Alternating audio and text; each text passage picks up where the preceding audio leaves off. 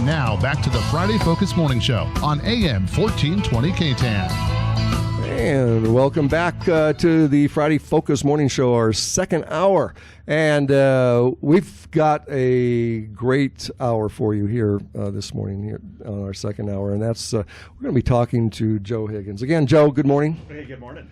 Let's see here. I'm going to turn your microphone on. Good morning. Yeah, it's tough to chewing gun, pressing buttons, and talking. I got it. Anyway, Joe is the CEO of the Lehman Academy of Excellence, and as I think we've mentioned here a few times this morning, the Imagine Charter School that was on Wilcox, that large facility, nice looking facility. Did a great job on it. They went out of business, and I think a lot of us, as we go by there on a regular basis, look at that, and I mean, it's just it's a shame. It's a great building. It was a shame to see it empty, but it's not going to be empty anymore, is it, Joe? Joe, tell us a little bit about an overview of the what you plan for that building, and then I'd also like to talk to you about Dr. Lehman and how that got started and how you met him. But what are you going to be doing, and when are you going to be doing it? Right. So we're opening in August. So August 3rd will be our school opening. So we're in the middle of recruiting right now, and it's going very brisk and very well. We're excited about how many jobs are you creating over there? We're going to have about 18 to 20 folks working for us, from the administration to the crews and the cleanup crews, and then the teachers. It'll be a K through 6 for our first year, and then we'll expand that to 7th and then 8th. So it'll be K-8th when we're fully done. Okay. And we're kind of new in the charter world. We opened our first school in Tucson, in a little suburb called Marana, just north of Tucson, in August of this year. So in that world, we built a campus, a brand new $20 million campus, full gyms, and 2 stories. We're adding on right now to accommodate our growth. I didn't realize you were that young. Oh, yeah. I thought you'd been going around a while in Tucson. No. So we opened up the first part of the year last August with 500 kids, and right now I've got about 550 or 560 or so. Next year I have 980 coming in. Wow. So we've doubled our enrollment. Was it always your plan to come into Sierra Vista so quickly? Or? It came an opportunity because the school was empty, and Frank Morrow, who you both know, called us up and said, look, we like what you're doing up in Marana. We'd love to see some of it down here. I've been an entrepreneur for years and years and years, and had a store in I Gotta Go Wireless cell phone store by the Walmart, the old Walmart. Here in Sierra Vista? Years and years and years. We were here about 8-9 years. So I've always been coming down. I know the market, love the people. Really fits our model and what we're doing. So one thing led to another, and here we go. You know, we talked earlier about economic development, and I know a lot of people are doing a lot of things, but I think that not a lot of people are aware of what Frank Morrow does for this community in terms of bringing business in there. He's out there looking West Properties. First for West those Properties. That don't know, yeah. And I got to tell you, he stepped up, and we're there's some issues and thoughts and concerns. The building, and Frank just said, let's make them go away and let's make it happen. And just made it work. So tell us about the Lehman Academy. Dr. Lehman is the guy that got it started. So tell us a little bit about him and how you connected with him. Very strangely, I actually do a morning radio show in Tucson called Wake Up Tucson, very similar to what you all do. I'm on from 6 to 8 every morning, and we were just celebrated our 7th year. Wow. I ran for public office, lost, thank goodness. Which public? Wait a second, but which public office? Well, similar to what you do, but in Pima County. Pima County Board of Supervisor. Okay. I challenged Supervisor Ann Day, who just recently passed away in a car accident. Yeah. That was tragic. Yeah, wasn't it? Yeah. Oh, geez. And I ran in 08, and if you remember 08, the Hope and Change year, I was a Republican running on kind of a let's get back to business platform, and that people weren't looking for that, right? They were looking for hope and change. Obamacare, everybody wanted Obamacare. Yeah, I'm pretty good friends with Sharon Bronson up there. I've known her for a long time, and just talking to Sharon over the years. Politics in Pima County is a little different than politics in Cochise County. There's a lot more people there, and anyway. We got a lot more potholes there, too, than you do. Whatever you're doing down here, it's working, so keep doing My it. goodness, yeah, and our county administrator, Mike Ortega, who did such a good job at running this county for a while, now is running Tucson City.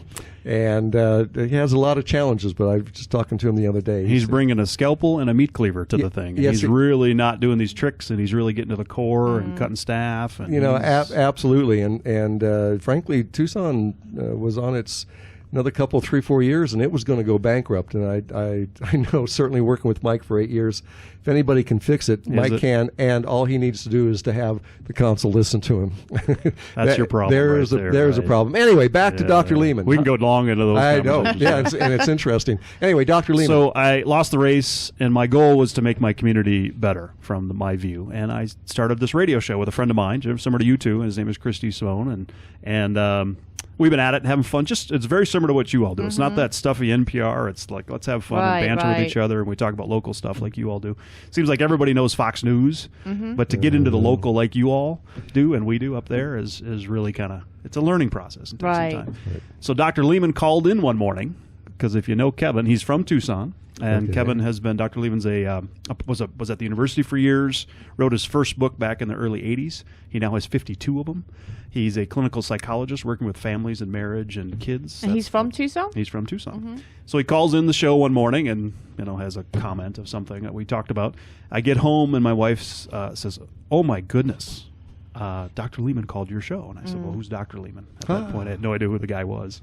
And Kevin really focuses, his books are bought by moms and women, and it's about marriage and families, and that's his demographic. So one thing leads to another. Him and I become very close friends, and he mentors me as a father and as a business owner and a leader, and just a neatest guy on earth. And over breakfast one morning, we get talking about the state of American education and public schools, and we've got some real doozies up in the Tucson market. And he says, my philosophies, I think, could really change America if I could embed them into the school systems. So I said, well, Arizona happens to be one of the most aggressive states for charters in the country. Right. I said, have you ever thought of having a school? And if you know Kevin's life story, he was not the greatest student. He was a baby, and he talks about birth order a lot, kind of the jokester and the mess up. And it was a teacher in his early high school years that kind of said, hey, could you use those skills you have for better things? And that's when he kind of blossomed and became this national speaker and author. And good story. And he's on Fox News and very Christian. He's a big Christian speaker all over in mega churches around the country. So that's where it started. Okay. And from that moment on, doors have opened for us all along, between getting our charter approved in Arizona to the funding for this brand new campus, to the model that we picked. And is it hard to get a charter to start a school? I imagine that's quite a process to go through. It ebbs and flows. Sometimes it's very bureaucratic. Sometimes it's very entrepreneurial. We just put together a heck of a team, and we brought educators in, because I'm a business side and Kevin's the media side and pieces that he does. Right, because you don't often associate a CEO with a school. Right. Yeah. Well, our goal, if it's to change America through education, is a big swing and a big move. So we've kind of come in with that model. So just start a new model. Yeah. So we're in Arizona. If you look at the charter world, Basis, I don't know if you've heard of them. They're out of Tucson. Then up in Phoenix, there's some chains like Great Hearts, Legacy, where in the beginning world of charter, it was people would take over an old Kmart building and kind of put it together. Now it's turned into this group that we're doing, and like others, we'd like to duplicate around the country. So we just got approved for a charter in Denver, in a city called Parker, and we're looking at other markets all over the place. Wow. That's fast expansion. Yeah. It is. But we built the team. So I've got, we'll talk more about the actual academic style, but I've got headmasters from schools that have been doing it for 25 years. I've got folks from public schools. So we have a whole network of folks that are there to really make this happen. Wow, that sounds really interesting. Yeah. And let's why don't we take a real quick break here, and when we come back, we're going to continue this discussion with Joe Higgins and the new Lehman Academy of Excellence. It's going to move into the Imagine School over in Wilcox. Yeah, I think, Joe, maybe when we come back, let's talk about some of the challenges facing charter schools and some of the advantages, those sorts of things. Sure. All right, so stay with us. I'm Pat Call with Amanda Bailey here this morning on the Friday Focus Morning Show, and we'll be right back. AM 1420 KTAN, back to the Friday Focus Morning Show. Welcome back. I'm Pat Call here with Amanda Bailey this morning, and we're talking to Joe Higgins, who's the CEO of the Lehman Academy of Excellence. They're taking over the Imagine School building that went out of business over there on Wilcox, and it's nice to see an empty building getting back into production and use. And the use that's going to happen there by this school, it's a charter school, is real interesting here. Yeah, this is a fascinating conversation. I'm learning a lot today. So, Joe, you're calling this the education style classical? Is that? Yeah. Tell us about that. So classical model has been around since the BCs and the Greeks, and it's Socratic learning, where the teacher is kind of the orchestra or the conductor, and the students, it's very question and answer instead of chalk talk, where that teacher gets up and just starts writing and you're taking notes. It's you got to pull from those students what they currently know and then backfill. So it's built on 3 stages called the trivium, and the first stage is the grammar stage, and that's where we're helping the kids really understand the basics of sentence structures and words and languages, and it builds itself up to the rhetoric stage, where those right at the time when children are intuitively saying why. Why?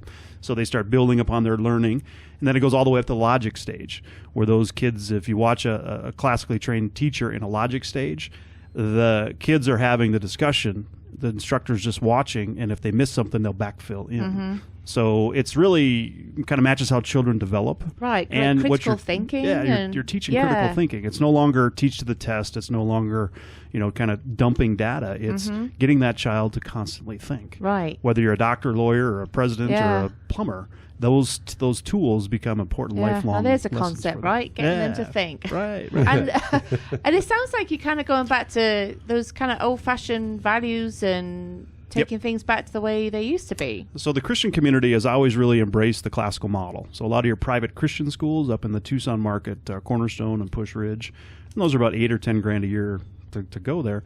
They teach virtues, so what's right and wrong, and kind of those pieces on top of the classical model. So it's kind of new in the charter movement, but there's a hunger out there from parents. Parents want that rigor, and they want that discipline, and to teach kids right and wrong and virtues and discipline policies. Right. And you teach Latin as well, is that correct? So in 3rd grade, the kids start learning Latin, and not a big language you speak every day, but it's the root of many Romance languages. And more importantly, it helps kids' brains develop, and it helps that critical thinking. Just like math, you may never use calculus in your life, but that teaches you a skill on how to use your brain in different ways. Yeah, and I remember being in math thinking, when am I ever going to be using any of this? But Latin, you don't realize that you're using that in your everyday language. Yep. But So you talked about rigor. Yes. So what do you mean by that? Is it a bit of a military dictatorship? No, not at all. It's Saxon Math is our math program, and there's 2 really powerful ones in the country. It's Singapore Math, Saxon Math. We've gone with Saxon. It ripples back and forth all the way around through. So once you've seen a topic, you keep learning it. We're a year ahead in our math program. So if you're in 2nd grade, you're taking 3rd grade Saxon Math, which our first year of operation, that's tricky because you got a lot of kids coming from all different types and styles. There is no entrance exams. We take everybody that walks in the door and every child that enrolls, and we work to get them up to speed on the rigor. And it's amazing. I interview my teachers on video now, end of year, and I say, okay, some of them have been teaching for 30 years. And they said, we looked at this curriculum, we knew what we're coming into, we saw these kids come, we thought we'll never get them there. And to a T, everyone has said, I'm just amazed at how far we moved these kids through the process on math and English. Well, your class size is what? 26 is our goal in class size. And you're going to start off with what age groups? So it'll be K through 6. Okay. We'll do aftercare for those parents at work. We're really trying to bring in the folks from the base and the military folks to try to accommodate their special needs and before and after work. We'll do a lunch programs, very similar to what most schools do. Summer programs? You do summer programs as well? This year we won't because we're so new. Next year we will. We're doing them in Tucson with pre-kindergartner camps and remediation camps for folks that need a little help in the math or English core subjects, and just fun stuff. So we have that all booked in this year. And you're limited in terms of your size, I'm assuming. Yeah, so the building itself, the capacity is about 550, 600 kids. We're going to see how everything kind of rolls and may expand that campus. We're talking with Frank about that. If it's anything like Southern Arizona or Tucson did, we went from, 550 to 980 from year to year. And that's the beauty of a charter model is if we're doing a good work, parents and they all talk and they want to come. So that's our ultimate decision factor is hey, we're doing a good thing, parents love it, we grow and we expand. So what kind of, in your business model, how long are you giving this to get up and get going? Do you have like a 5-year plan? We signed a 10-year lease with Frank, and we're committed to 10-year plan. Okay, we're going to make it happen. Well, that's very encouraging, frankly, that someone's investing in our community to that degree. Absolutely, that's really great. I went to your economic development luncheon. Did you? That's where I met you originally. Looks like you've gone through a pretty tough time, and I think the upside's coming. I think that hopefully it's so beautiful here, the weather-wise, and you look at snowbirds in Yuma versus here. You got the base issues that are coming back around. So I'm really bullish on Sierra Vista. Yeah, I think all of us are. The problem is what's happening at levels back inside the Beltway, and so we're working on that as well. But I don't think it can get much worse than the last 7 years you just had. So I don't ever say never. True. I have a tendency to agree with you on this particular one. Tell me about charter schools in general. What sort of issues do you? Issues, or how's it different than a public school, and what do you have to go through to get one started? So, ironically, Jeb Bush back in Florida, when he was the governor of Florida, really pioneered this. Minnesota was the first state, but Jeb Bush in that state really said, hey, if we bring choices to parents, it rises the bar, and it makes those public schools that are in the market kind of step up in the marketplace. So it's a free market kind of decision. Arizona was one of the most early adopted states back in the I think it was mid-90s, early 90s. Mm-hmm. And from there, other states are now looking. In fact, in the last 5 years, states like Tennessee and South Carolina and Nevada are starting to change their charter laws to attract groups like us and others because they see the value, because it's all about educating kids. And, if you have good schools in your neighborhoods, you have business attraction.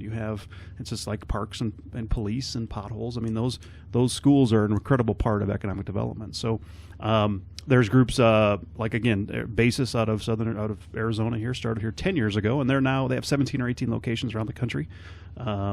Many operations have duplicated. So we feel like we have a model and a team and a brand with Dr. Lehman nationwide to really make that happen as well. But presumably you have to go through some kind of rigorous accreditation process or something. Yep. You can't just suddenly decide one day I'm going to start a school and do it. Right. So how does that work? So what I'm looking at, I just got back from Parker, Colorado. We got approved. It took us about 1.5 years to go through that process. Each state is different. Each state has different. Sometimes the school district authorizes us. Arizona, it's the state that authorizes us. So each one is a little unique. And when I'm looking at growth opportunities, I look at that. I look at the funding mechanisms per pupil. I look at the authorizers. I look at the legal sides and the bureaucratic side.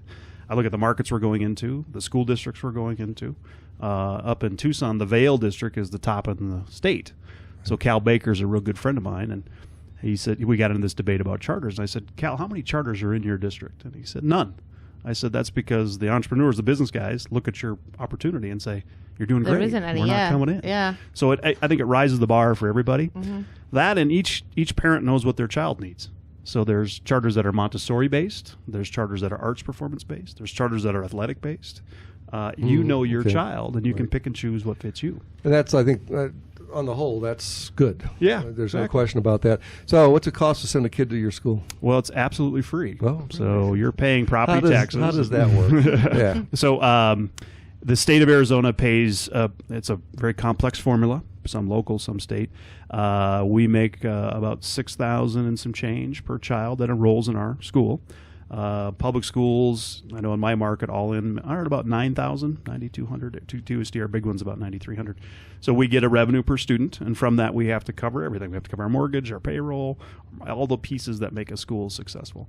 And if I miss one, then the parents will say, hey, I want athletics. So we have full athletics programs. So we're looking to add orchestra in Tucson next year. So the market is always telling me what I got to do and react to. But I've got to make that happen within that state funding. Right. So on that topic here, say band and sport teams and things like that. Mm-hmm. How does that work in a charter school environment? So there's leagues, and we'll play some of the private schools. We'll play some of the public schools. And there's a league that we'll join. This year in Tucson, we had volleyball, flag football, soccer, basketball, and softball. So we did the whole gamut. We'll see what's down here and what the parents want and come together with something that fits that as well, because that's important. Mm-hmm. So I've got a kid going into third grade here. How do I plug him into the Lehman Academy? So LehmanAcademy.com, you can register online. We have videos from our teachers. We have Dr. Lehman doing a orientation night on video. And then we also have a number of open houses coming through. We've done about 6 of them so far at the campus. We got them all planned up, and I'll pull up some dates on the next time we come back. So is the campus ready? Have you done all the work that needs to be done? Yeah, or? So landscaping is our next big thing, where we got crews in there painting and kind of getting it ready to our standards. IT, we're bringing in a lot of technology, Wi-Fi's, and all the things that the campus didn't have before. We're a Google Classroom, Google Chromebook, Google School. Really? So That's neat. all those pieces are there. Yep. We did our focus groups with moms and folks, and older moms like the book and like to touch the book, and it's classical, so we're reading the classical literature. Younger moms are telling us, look, these kids are going to be on iPads and in the computer world, so you have to embed and integrate those two things. And the money to do all of that, to get this school ready, have you already received that from the state? Or it's based on enrollment. So the more children we have come in, the more programs we get to do. So you still got money kind of coming in for that? Yeah. So you have an investment to begin with on your own. Up front. And hope that, and I think you have to have a certain enrollment by a certain date. Do I remember that correctly? No, it's all a function of can we make it all work financially. And we're ready to subsidize if we don't, but the enrollment's been great. I mean, we're extremely pleased with where we're at. And we got a couple months left. So we're doing what we need to do to make that happen.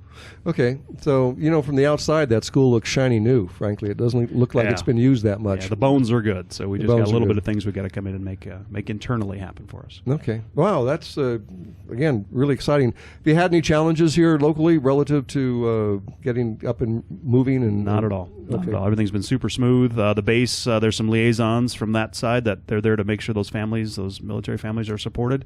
She's been awesome. She's been introducing us and helping us through that process and making sure she had there's some very IEPs, which are kids that need special needs. Have a special. There's a number of them in the military that, because of the way they travel so much and they're not in a market so long, so she really helped us with that process. We have a whole department in Tucson, and we will here, that manages speech and all the different needs that children have, to include them and make them come through the process. You probably haven't heard of this in Tucson, but there was an election here Tuesday on Prop 123, particularly. That has to do with education. Right. What are your thoughts on that? Does that have any impact on charter schools, or are they sort of on the side of that conversation? Yeah, no. We get a formula back from that passage, and some of that will go right to the teachers, which is what it's designed for. Some will go to our operations to add in more programs. So watched it very closely, and I am happy that it passed. It was very controversial. There's some folks that liked it, some didn't. I tried to avoid it on my radio show because I have a vested interest in it. So I really didn't get into it on air. Well, you're on a different radio show now. So here, philosophically, we are selling the seed corn. I think we need to really have a discussion about state land trust and replenishing that state land trust. There you go. We've only sold 10% in the first 100 years. We got to liquidate 200% and 100% in 200 years. So that's the discussion I want to have. I think Governor Ducey is I'm not going to raise taxes, and I would look for that guy going further than where he's at today. So he's building the resume. No kidding. Yeah. no kidding. Well, the other part of the controversy, and we talked about it here with our local newspaper editor, and that is that we shouldn't be having this discussion at all. I mean, the people already voted on this, and the legislature decided to ignore it. Right. And so I think there was a lot of no votes on that, on the 123, based on that issue alone, regardless of the other things. That just wait a second here, follow the rules. What you're supposed to do. So now let's get into citizen initiatives and what's doing in California. And there's some other pieces there too that you get stuck with. All right, so the fact that 123 has passed, that's good for charter schools. Yeah. It's going to be good for public schools. It's not night and day. It's very nice. It's incremental, so it's awesome. All right, so we're going to take a quick break here, and when we come back, we're going to continue this discussion with Joe Higgins, and Joe is the CEO for the Lehman Academy of Excellence that's going to go into the old Imagine School there on Wilcox. So it's nice to have some new investment in our community. But we'll talk more with Joe here as soon as we come back. We've got just a few commercials, so stay with us. You're listening to the Friday Focus Morning Show on KTAN 1420 AM. With Amanda Bailey and me, Pat Call. See you in just a few minutes. The Friday Focus Morning Show on AM 1420 KTAN. And welcome back to the final segment of our second hour on the Friday Focus Morning Show, when we go to a break after this. When we come back for our third hour, we have folks from the Canyon Vista Medical Center that are going to be telling us, I think, about cardiology, if I'm not mistaken, Amanda. But, I know. I'm not going to be here, Pat. Really? Yeah. Thank goodness. I finally got the place to myself. After 2 hours, I've had enough of you. Yeah, I'm off. Yeah, so now we can go back to speaking regular English. All right. Hey, we're talking to Joe Higgins this morning, who's the CEO of the Lehman Academy of Excellence. They're going into the Imagine School there on Wilcox. It shut down here, last year, I think. It's been empty for I think it's been a couple of years, yeah. Time flies when you're having fun, doesn't it? Okay. A few things here I'd like to hit. There's been a lot of talk over the years about what kids wear to school. Yeah. You're going to do uniforms? So we really debated this. I went through Catholic schools. I'm on the board at South Point and a board at a Catholic school. I went to South Point for a few months. Yeah, back in the day. Yeah. Cool. Yeah. So I've been on there for about a decade. My kids are at Catholic schools, and just because we didn't find anything we liked. And they're uniforms, so it's the plaids, and it's really traditional. What we landed with was any color solid shirts, tan and blue pants, or skirts for the girls, so that it's a big rainbow of color. Right. So when the kids come to school, they know they're coming somewhere to school. Yeah. They're coming. It's a serious time, but it's not super restrictive where we're saying, well, tie your shoes. Well, it's a and have level belt playing on. field, isn't it? Because I grew up with every school we had uniforms. Mm-hmm. Yep. And when I was at Buena one day visiting, maybe I'm just getting old, but I could not believe what some of those kids were wearing and what they were allowed to leave the house wearing. Yeah. And then you also have that, you need to buy the latest fashion wear, designer wear, whatever, and that creates a lot of issues in schools as well. So I think if everyone's wearing the same, you just take that straight out of the So just to be clear here, tell me again. Any colored solid polo shirt, tan and blue pants. Okay, I see. Yeah, Okay. or skirts for the girls. So if there's a theme with classical education and a theme with Dr. Lehman's philosophies, it's kind of the way things used to be in America. Right. The older, the classical, we're teaching things like virtues, and his discipline policy is very nuanced. So at many schools will do you get a check on the board, or a green or red day, and those are conditional responses. And Dr. Lehman, if you boil him down, it's altruistic. So you have to teach that child to do what's right because it's right. So that teacher is the authority in the classroom, not the authoritarian, but the authority. So that once you establish a relationship between teacher and student, that student will want to please the teacher and do what's right. Right. So it's a little nuanced, a little tricky. Some of my teachers that have been in the, hey, you got a check mark today or a negative mark or whatever, your name on the board, are having a little tricky with it, but we're really coming around that. So now when I talk to them, they say, look, we love the fact that it's not, hey, did I get a sticker for doing what's right? They're doing it because it's right, because it's what's right, which is what life is, right? So we make the decisions as we get older, not because we're going to get rewarded by our boss, but that's what you should do. Right, do the right thing. It's old, it's old school kind of, which we've gotten away from, and I think Kevin that's what he preaches on. That's his whole message. That's harder to do, though. Oh, it's tricky. So my teachers, and we've really come around it this year because it's our first year of how do we train that better and better. Dr. Lehman does professional development with the teachers. We've done about a half a dozen of them, and he'll keep doing those. And then when I have locations in different states, how do I make sure they're on path? My job as a CEO is to support those teachers, give them everything they possibly need, make sure those families are enjoying it, and not mess this up. So how do I keep this culture? What curriculum do you follow? Do you follow Common Core, or do you have your own thing going on? So the Common Core kind of got real hot and exciting, and then kind of fizzled out a lot. We use a Saxon math book, which has elements of Common Core, and it's very nuanced about languaging, like the sum of this versus what is the addition of this. I mean, it's fairly small. But in a charter world, you don't really have a curriculum model that you have to follow. You can make Come your up own. with your own. There is testing, so you have those annual tests, and there's data going back to the state to make sure you are achieving marks and where you're at. So we're completely fine there. We're doing well. We've taken kids from every walk of life, homeschool, and they're a big community that's come to us, public schools, private schools, and really brought them up. And we're watching that data happen over 1 year. So will each of your schools have the same curriculum, or will you change it according to where you are geographically? So the classical model is a Hillsdale College. It does classical. They're a national brand. And it's been around since BC, since the Greeks and Romans. So it's very specific. History is the arc. So the children start in first grade studying BC all the way to modern times by fourth grade. And then it repeats through 4th through 8th, or 5th through 8th, and then repeats again in high school. So the kids are exposed to a time frame 3 times. Then when they go to art, they're studying the art of that time. When they go to music, they're studying music at that time. Science, they're studying science at that time. So it might be World War II and penicillin and jazz, big jazz. So linearly they get it. They follow that arc through the time. So that's classical model. That sounds intriguing, frankly. Right. Instead of bouncing around and everything sets up and makes sense to the children. So how are kids going to get to the school? So we're doing a drop-off pickup. We're not doing busing at this point. We're kind of analyzing that to see what it is. We don't do it in other schools. So that's the thing. We'll have in Tucson. We have to do 3 different drop-off times because we have so many kids coming and going off campus. So that may be something we have to do here as well. And again, the discipline part of this is kind of intriguing to me. That not just the discipline, but the positive reinforcement to do the right thing because you're doing the right thing. Right. But so what happens when sometimes kids come to charter schools because frankly they're not doing well at all in public schools, and they're an issue relative to obedience or whatever. Right. So how does that work with your school? What I love about Dr. Lehman and our entire philosophy is he was that tough kid. He was the class clown. He was the joker. So we have a very special place for those children and all children. But a dark room in the corner? Right. No, the dunce hat or something. No, we don't do any of that stuff. So the teacher is the first stage and first step. And it's not uncommon for that child to call home when they've been warned and have a problem and actually pick up the phone. Teacher watches it happen and says, "Mom, come get me. I've been bad today." So then that puts that back to the child instead of the teacher having that discussion. We had a little girl that just kept having problems over and over, and the kindergarten teacher walked to Mom and said, "Hey, let's call her Jeannie. Jeannie, tell your mom what you did today."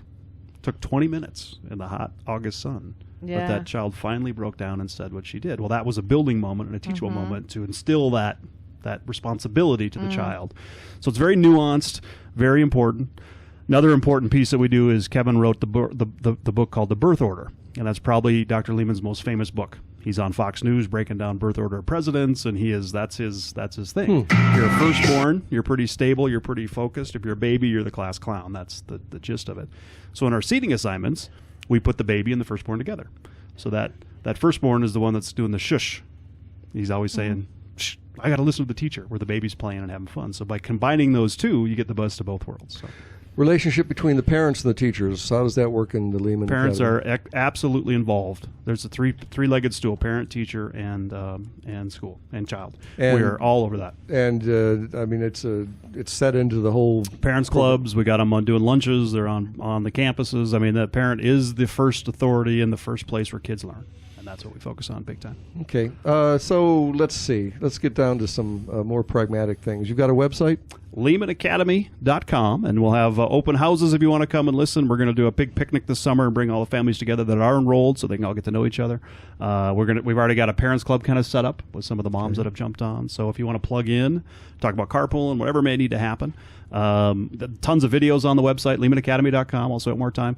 Come visit one of our open houses, and all the dates are on there. We're sending postcards out to everybody. We're on the radio. I think we're by Cherry Creek. We're trying to get that message out. So, when is the facility itself going to be ready for people to come in and take a look at? You can come and tour it now. A little bit of painting in certain areas. Okay. Frank's moving all the different pieces. So there's somebody in there right now that if you show up, give me about 2 weeks. I'm going to have a full office staff in there that you can stop by. They'll give you personal tours of the empty classrooms. Anytime you want to come to Tucson, we've been telling everyone to just give us a call, shoot us an email through the website, give you a full tour of that facility as well. When do you open? When's first day of school? August 3rd is our first day of school. Not that far then. All right. When you get a chance here and you're a little bit further along in the development of the facility and whatever, send us a quick email. We'll do. And we'll Pat, would you come on my folks. show in Tucson, Wake Up Tucson, and we'll talk. You want me to drive to Tucson and be there at 6 in the morning? Love you. Well, we'll give you a 7. How's that? We won't do a Friday. But we talk just like you do. We'd love to have it. Love to hear what's going on down here. Again, you guys have been very welcoming. I've been doing business down here for a long time, and I'm excited to get it rolling. Good. Well, it's been nice to have you here. Amanda, I think we've got here just about 45 seconds. Any final thoughts relative to stuff